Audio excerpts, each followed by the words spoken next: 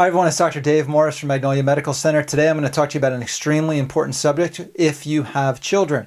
If you have small children, adolescent children, teenagers, these are things you need to be aware of. As a chiropractor, we see people every day that come in and we take an x-ray and they have a disc degeneration on their x-rays. So they basically have the steps towards arthritis.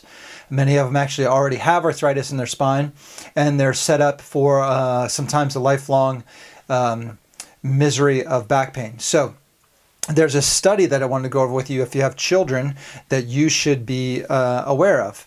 And that study is, I'll pull this up here. This study was done that said there was shock over disc degeneration found in 10-year-olds. Okay. Now, you have to understand, you should not find disc degeneration in 10-year-olds. The disc has been shown that if it was healthy and it was hydrated properly and was fed properly, the discs in your spine could last up to 150 years. So to find disc degeneration in 9 and 10-year-olds was pretty shocking. Now, what percentage of kids have disc degeneration?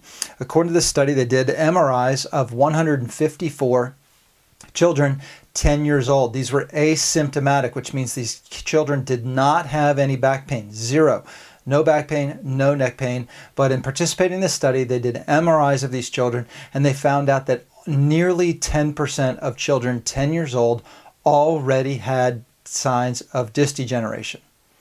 You ask, how could that possibly be? If these discs are supposed to last 150 years, how could our children be having signs of disc degeneration? Folks, kids are way more sedentary now than they used to be. They're sitting all day long. They sit at school all day. They sit and they use their devices, their cell phones and tablets, and they sit on the computer and sit and watch television and play video games. And your spine is meant to move. It's meant to be very dynamic in its movement. So having a sedentary lifestyle contributes to disc degeneration.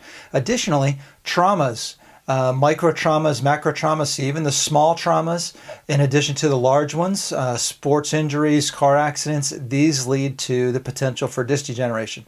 So my point is, just because your child has no back pain does not mean they should not have their spine checked by somebody qualified to understand and look at these things, even if they have no symptoms, to help determine are they on the right path to have a healthy spine and nervous system as they get older. I hope this helped. There's a lot of other information regarding the spine, especially with children. Again, we're talking about these devices here and how it affects their cervical spine and their neck. And that could contribute to headaches. We're seeing epidemic proportions of children coming in with neck problems.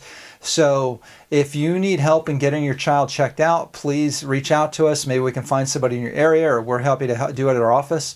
But you should make sure that if you have children, they are getting their spine and nervous system checked, and also making sure that if there's something found, something is done about it, rather than just waiting for all those bricks to fall, and then you have a much bigger problem on your hand. Folks, it's Dr. Dave Morris with Magnolia Medical Center. I really appreciate you watching. Share this with your friends and family. Like us on Facebook. Take care.